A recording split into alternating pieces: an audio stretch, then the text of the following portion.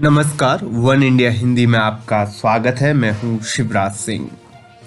शिवसेना प्रमुख और महाराष्ट्र के सीएम उद्धव ठाकरे ने हिंदुत्व के मुद्दे पर बीजेपी और राष्ट्रीय स्वयंसेवक संघ यानी आरएसएस को आड़े हाथों लिया है। उन्होंने कहा है कि संघ के लोगों ने स्वतंत्रता संग्राम में हिस्सा नहीं लिया था और अब वे भारत माता की जय का नारा लगाकर अपनी देशभक्ति को साबित नहीं कर सकते।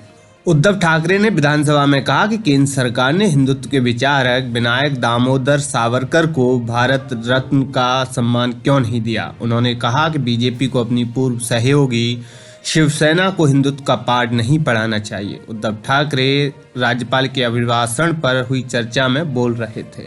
बता दें कि बीजेपी ने शिवसेना पर निशाना साधते हुए कई बार कहा है कि पार्टी ने कांग्रेस और एनसीपी के साथ गठबंधन करने के बाद हिंदुत्व की विचारधारा को त्याग दिया है। औरंगाबाद का नाम बदलने में देरी पर भी बीजेपी ने महाराष्ट्र सरकार पर निशाना साधा था। महाराष्ट्र के सीएम ने कहा, सावरकर को भारत रत्न देने की मांग के लिए केंद्र को 2 बार चिट्ठी भेजी गई। भारत रत्न कौन देता है? प्रधानमंत्री और एक कमेटी के पास इसका अधिकार है। ठाकरे ने कहा, आप सावरकर को भारत रत्न नहीं देते और हमें शहर का नाम बदलने पर पाठ पढ़ा रहे हैं।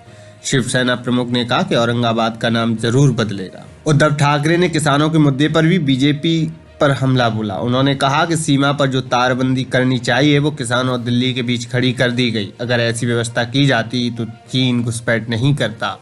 उन्होंने सवाल किया कि क्या प्रदर्शन कर रहे किसान आतंकवादी हैं।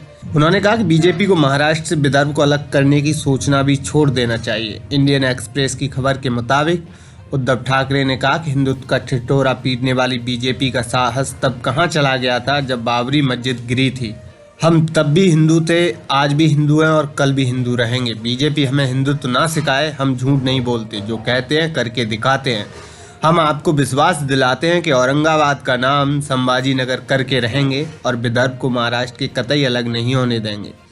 मुख्यमंत्री ने कहा, स्वतंत्रता संग्राम के दौरान शिवसेना नहीं थी लेकिन बीजेपी का आरएसएस तो था, लेकिन उसने संग्राम में हिस्सा नहीं लिया। अब भारत माता की जय के नारे लगाकर वे अपनी देशभक्ति साबित नहीं कर सकते। अगर आप सत्ता में आकर लोगों को न्याय नहीं दिला पा रहे हैं तो फिर आपको भारत माँ की जय बोलने का भी अधिकार नहीं है।